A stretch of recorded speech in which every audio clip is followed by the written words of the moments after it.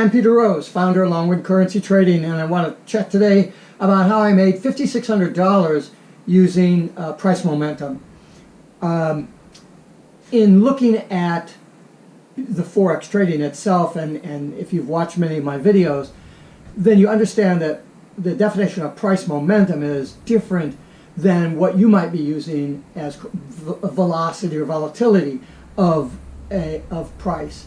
Price momentum is like the definition of physics, which is momentum is the continuous movement of something in a direction that has certain momentum to move in that direction. And so using the momentum of price is one of the key factors in your ability to judge whether your profit target is going to be reasonable, if you're setting a profit target and then trying to determine if that's reasonable to get to, as I do, or if you're looking at the price momentum and then determining how far the price should get, which is a little different. It's a little more difficult to trade that way, but sometimes you have to do that. Regardless of that, in looking at the scenario that I'm talking about, I made $5,600. Okay, that's fine. I didn't make it on a $10,000 account. I had more money involved. So if you were going to if you had a one full lot account with margin requirements of $6,200 or so you had $10,000 in your bank and you're going to trade one full lot with the $10,000 at reasonable leverage. If you're trading at 200 to 1, you could trade 20 or 30 lots. So that's the risk that you want to take. You can do that, trade at 200 to 1 when you're messing around with a one lot or a bunch of minis or maybe 2 or 3 lots.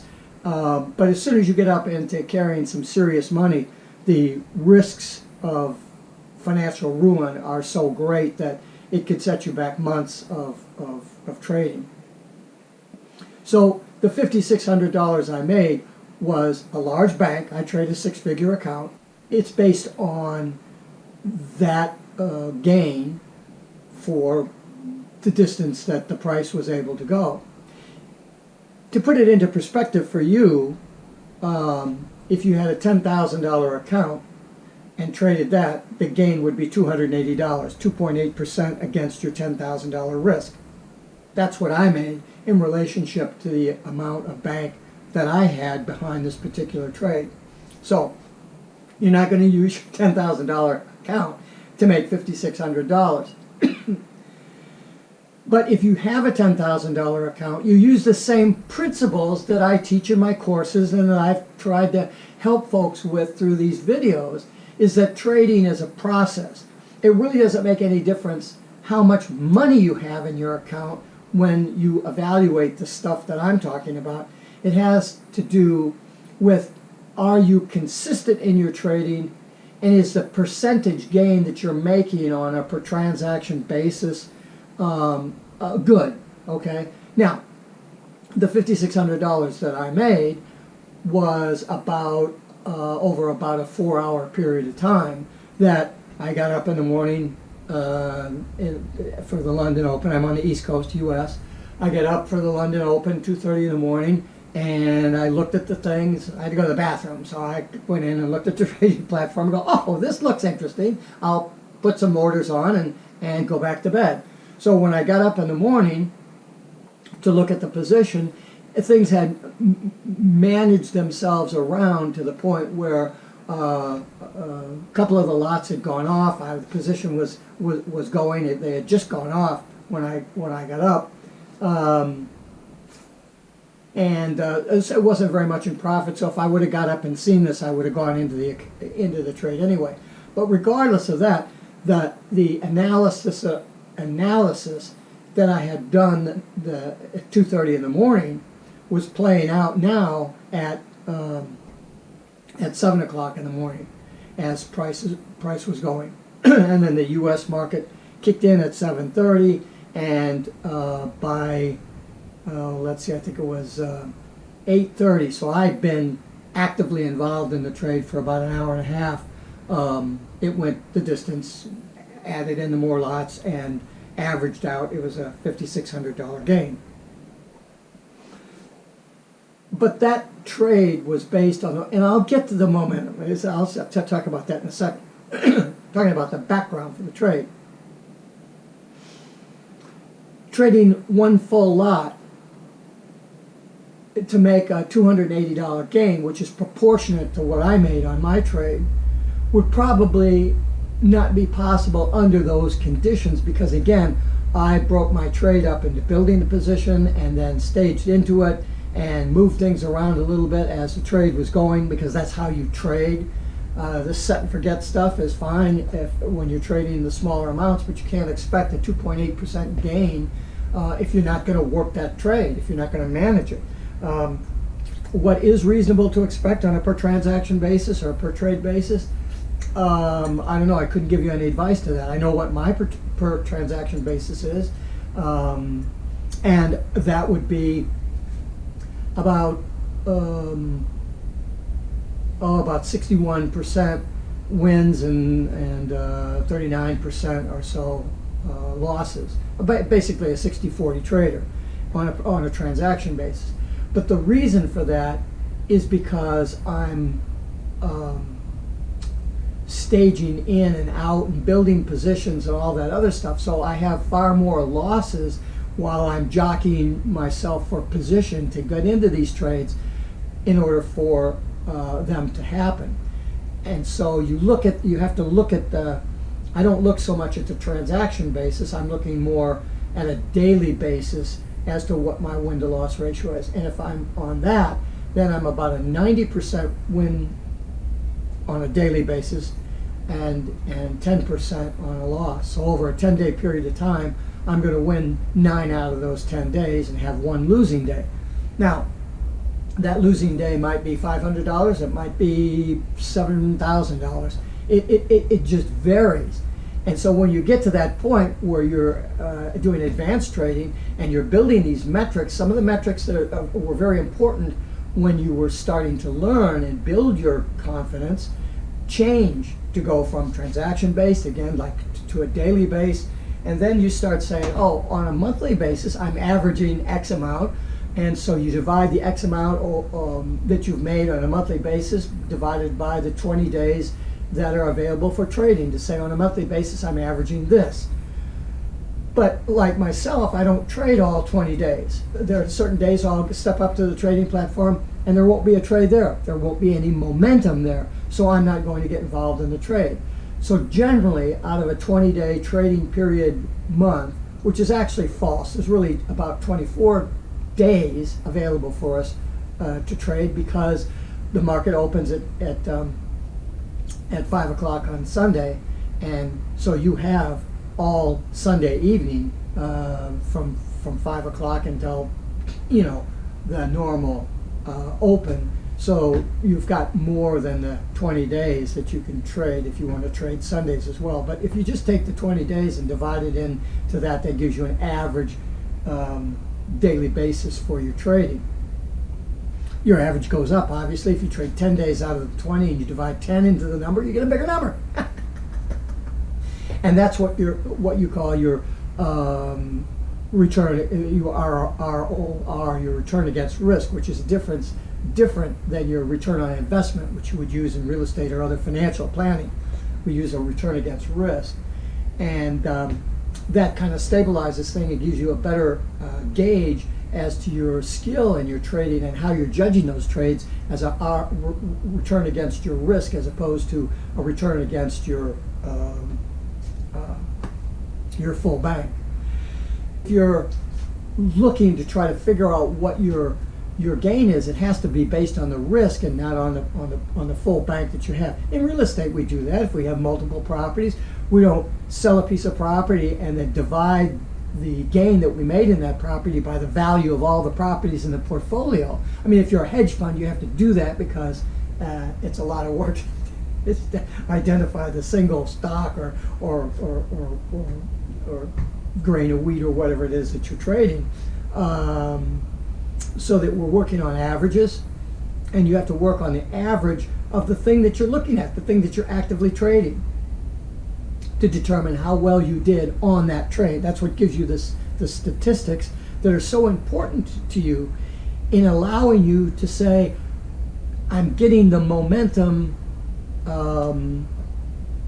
estimate correct in the evaluation that I'm doing. Because you're doing momentum estimates in actually all three of the phases of the life cycle of a currency position. The life cycle of a currency position is something that I define out of my 33-year career as a software engineer as the software development life cycle. There's certain stages that you go through in your analysis and your design and your all this other kind of stuff in building a software application. I applied that to the currency market, and I found that there are three major areas that we need to concern ourselves with, and that's entry analysis, position management, and exit methodology. And so the different metrics and different things that we learn in trading, or that I teach to my students or share with those that are interested in listening to what I have to say, it's all trading. It's just that you shine the light a little differently whether you're in entry analysis or whether you're in exit methodology. It doesn't change the rule, it changes the time that you implement the rule. But momentum is used in the evaluation of all of the rules throughout the full spectrum of the life cycle of the currency position. And so understanding momentum and how it's used and how it can play against you is just really critical in your development. Momentum is simply the estimation, and you don't do this like, oh, it's Tuesday and so I think I got good momentum. I mean, there are some probabilistic calculations that you can do, and it's not necessary that you really understand the math. Once you learn, if you have somebody that can teach you how to do this in a non-math environment, then it becomes a visual experience. You use it, and again, I've just done a couple of videos on visualization, so you might want to go back and look at those. They have visualization in the title. Go back and look at them. The importance of being able to visualize. Your ability to visualize is the criteria as to whether you're going to be able to trade, because of the emphasis that's placed on momentum in evaluating your price action. But it's important for you to have the visualization ability, the ability to visualize. If looking at price, you're trying to visualize if that price is going to have the magic juju pixie dust, whatever it is, that's going to take it from point A to point D out here in a reasonable time frame. You know, I can look at price action, I can say, and economic conditions and all the rest of it, and say, well, price should get to here. And, you know, eventually it'll get to there. I don't know when it's going to get to there. But between the A and the D part, it could go up and then it could come down a couple hundred pips. Do I want to take a long-term view and get out after it goes down 20 pips? That kind of defeats the whole purpose of setting the... It's just bass backwards. But you still have to be able to take the time frame that you're trading on and be able to visualize whether that price has the price action to go from here to here without doing one of these before it gets there. The likelihood that price will get there smoothly and in one direction is greater if you're a day trader trading over a short time frame, a couple of hours, and you have some very clearly defined rules as to protecting yourself from letting that price go against you too far. When you just say, oops, that didn't work out, psh, I'm out, and take another run at it. When I work with a student, we try to get you up to that 60-40 transactional basis so that you can afford to lose 3 or 4 times in a row. You say, price is going to get here, but you don't know when it's going to get there. So you try it here and it comes back. So you get out. And then you take another run at it, you try here, and it comes down. So you get out. And you wait until it gets here and you try it again. And then you get out. Well, pretty soon, if you're right in this visualization process of the momentum of that price, in a 2-hour time frame, not in a 2-day time frame, in a 2-hour time frame, then that third or fourth time you get in, it goes. And it keeps going. If you have a large enough account, you can then begin to stage in. If you don't, if you're all in, all out trader, great, let that sumbitch run.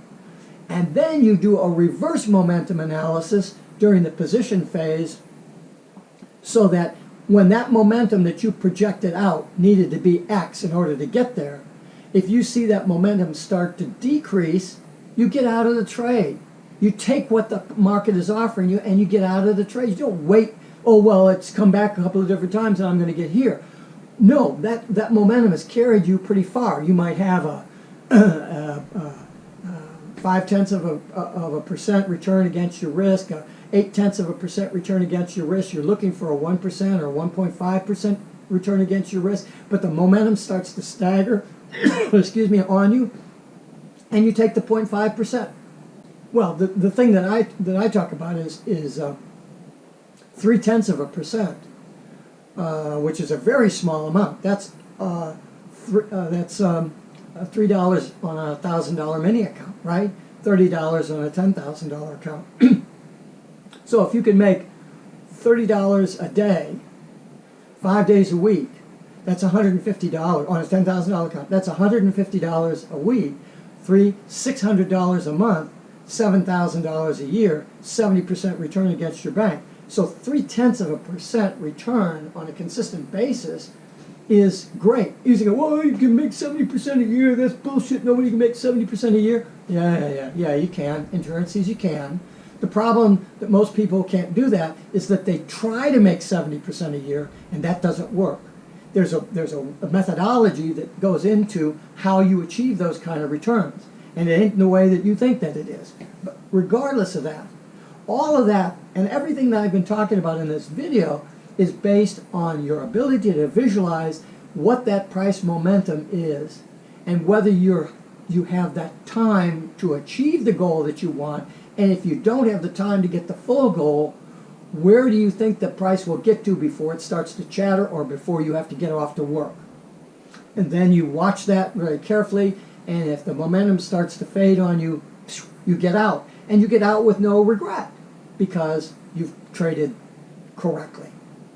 Peter Rose, Longwood Currency Trading. Have a great day and have a great trading day.